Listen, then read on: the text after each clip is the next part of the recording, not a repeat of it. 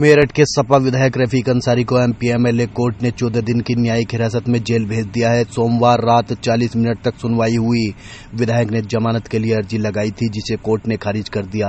वकील ने medical issue बताते हुए रफीक अंसारी को जेल के हॉस्पिटल में रखने की अपील की है। वकील ने कोर्ट को बताया, लगभग 4 महीने पहले विधायक के हार्ट का ऑपरेशन हुआ था, वाल्व डाले गए थे। एसपी सिटी आयुष विक्रम सिंह ने बताया, सपा विधायक रफीक अंसारी को लेकर देर शाम पुलिस मेरठ पहुंची।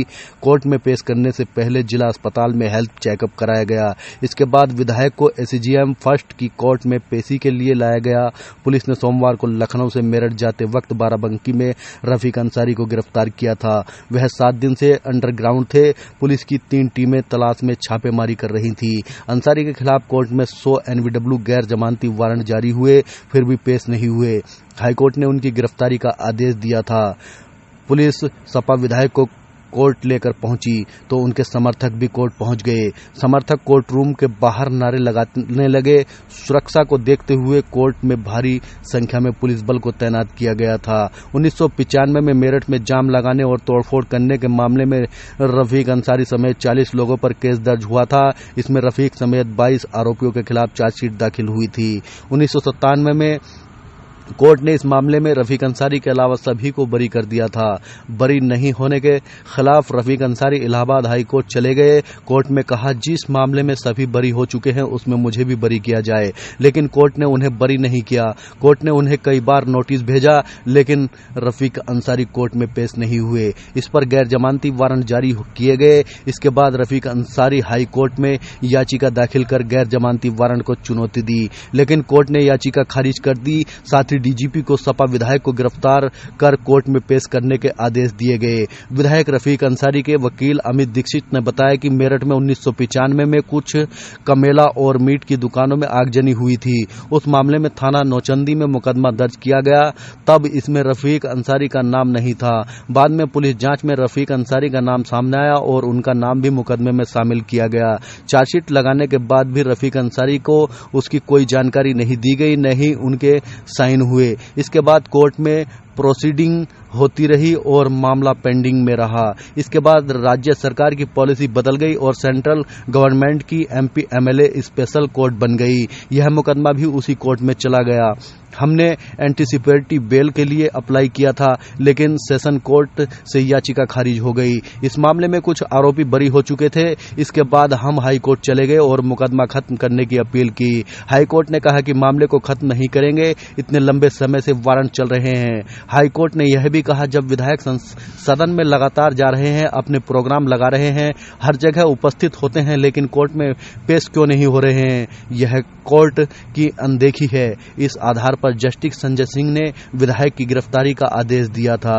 विधायक के कोर्ट में पेश न होने पर रफीक अंसारी के वकील अमित दीक्षित का कहना है कि कभी रफीक अंसारी को कोर्ट की ओर से कोई इन्फॉर्मेशन नहीं दी गई, न तो चार्जशीट में नाम शामिल होने पर कोई जानकारी मिली, न ही उसके बाद कोर्ट से पेशी को लेकर कोई सूचना मिली। वारंट तामील करने की ड्यूटी यूपी पुलिस की थी, लेकिन कभी कोई जानकारी हमारे पास नहीं आई। पिछले दिनों हमें मामले की जानकारी मिली, तब हमने बेल के लिए अप्लाई किया, लेकिन उसे कोर्ट ने खारिज कर दिया। हम दोबारा बेल मूव करेंगे। इलाहाबाद हाई कोर्ट ने अप्रैल में सुनवाई के दौरान कहा था, मौजूदा विधायक के खिलाफ गैर जमानती वारंट जारी हैं, लेकिन एक्शन नहीं लिया गया। उन्हें विधानसभा सत्र में भाग लेने की इजाजत देना एक खतरनाक और गंभीर मिसाल कायम करता है। रफीक अंसारी बुनकर फैमिली से हैं। उनकी अंसारी बिरादरी में अच्छी पकड़ है। उन्होंने पार्षद के रूप में अपने पॉलिटिकल कैरियर की शुरुआत की थी। वह सपा के पुराने नेताओं में शामिल हैं। सपा के टिकट पर लगातार 3 बार पार्षद चुने गए।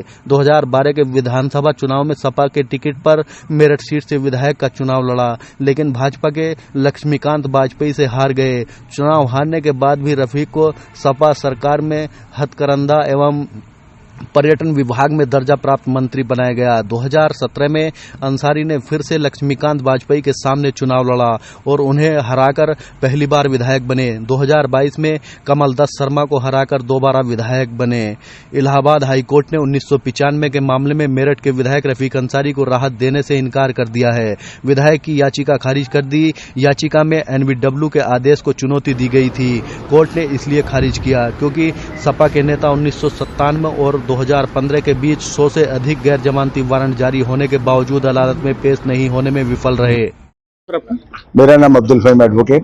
क्या अभी तो विधायक जी के लिए क्या एप्लीकेशन लगाई गई है? क्या एप्लीकेशन के लिए जो हमने 307 जो है वो सिविल लाइन का था उसमें बेल मांगी थी, और एक नौचंदी से 436 का उसमें बेल मांगी थी, क्योंकि दोनों सेशन ट्रायल हैं जी। तो यहाँ से बेल रिजेक्ट हो गई। कल जो है हम सेशन न्यायालय में लगाएंगे और वहाँ से जो डेट मिलेगी उस पर आर्गूमेंट करेंगे। कौन कौन सी ऐसी धाराएं हैं जिसमें बेल रिजेक्ट हुई है? नहीं, 307 है वो भी सेशन ट्रायल है, एक वो सिविल लाइन की है उसमें रिजेक्ट हुई है, एक 436 की थाना नौचंदी से वो रिजेक्ट हुई है, उसके लिए कल बेल लगाएंगे परसों दिन। क्या 14 दिन के लिए भेजा है अभी? क्या नहीं, वो तो अभी अदालत आदेश करा है, आदेश वो देखेंगे।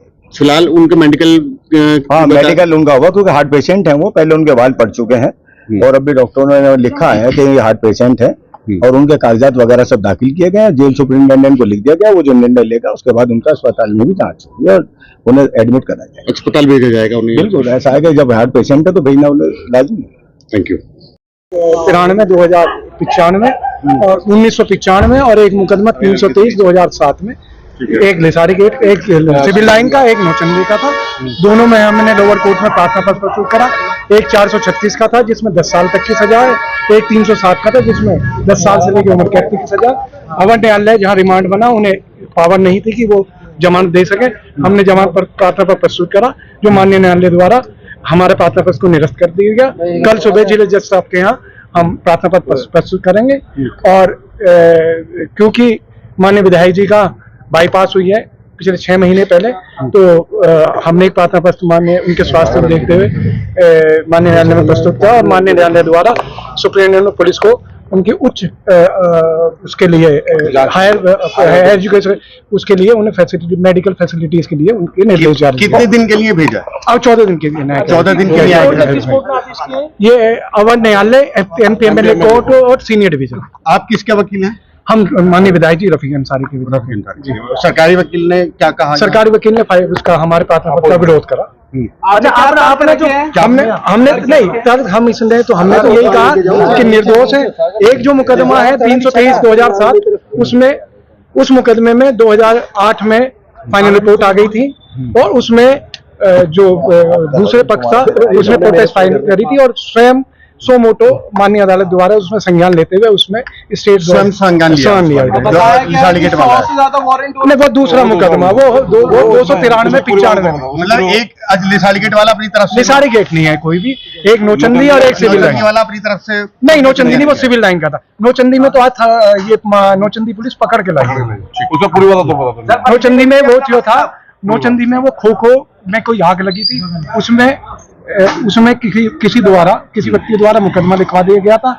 उसमें 22 लोगों को नामजद कर रखे हैं। माननीय विधायक जी को अज्ञात में उसमें लगाई गई थी और जिसमें चार्जशीट आई थी, सेकंड सप्लीमेंट्री चार्जशीट, और उसके बाद वो मुकदमा एक्विटल हो गया, वो मुकदमा दोष मुक्त हो गया और 1997 में मुकदमा दोष मुक्त हो गया था। हम उसमें हाजिर नहीं आए थे, हमें जानकारी नहीं थी क्योंकि वो हम अज्ञात में बताया गया, किसी साक्षी को लेकर हमारा नाम उसमें खोल दिया गया था। बाद में हम उसमें एक्यूज में। अच्छा, आप ये बताइए कि अस्पताल में भी भेजा जाएगा? सिविल लाइन थाने में जो मुकदमा दर्ज था इसमें धारा कौन सी? 307। अच्छा, 307 नौचंदी में 436। हाँ। अब उन्हें अस्पताल भेजा गया या नहीं, अब उन्हें जेल भेजा गया। जेल से सुप्रिंटेंडेंट को आदेश दिए कि उनका वहां पर परीक्षण कराकर, और हो सकता है कि उन्हें मेडिकल भेज दिया जाए। Thank you. क्या आज रहा, क्या अदालत ने आदेश दिया है? न्यायालय ने न्यायिक अभिरक्षा में भेजने का आदेश दिया है और न्यायिक अभिरक्षा में भेजे गए हैं। कितने दिन की न्यायिक अभिरक्षा में? 14 दिन का न्यायिक अभिरक्षा। अच्छा, क्या ये नौचंदी का मामला है, धारा 436 और 147 का, उसी मामले में वो आपकी तरफ से क्या तर्क रखा गया और विपक्ष जो दूसरा वकील है उनकी तरफ से क्या तर्क रखा गया? हमारी तरफ से ये तर्क रखा गया कि ये मामला 28 साल से पेंडिंग रहा है, वो उपस्थित नहीं हो रहे हैं। माननीय उच्च न्यायालय ने भी आदेश दिया है, उसके कंप्लायंस में इनको न्यायिक अभिरक्षा में अभेद दिया गया। अच्छा, कुछ स्वास्थ्य का भी हवाला दिया उन्होंने स्वास्थ्य का हवाला दिया जिस पर माननीय न्यायालय ने जेलर को आदेश किया कि जो नियमानुसार जो इलाज है उनको मुहैया कराया जाए। Thank you.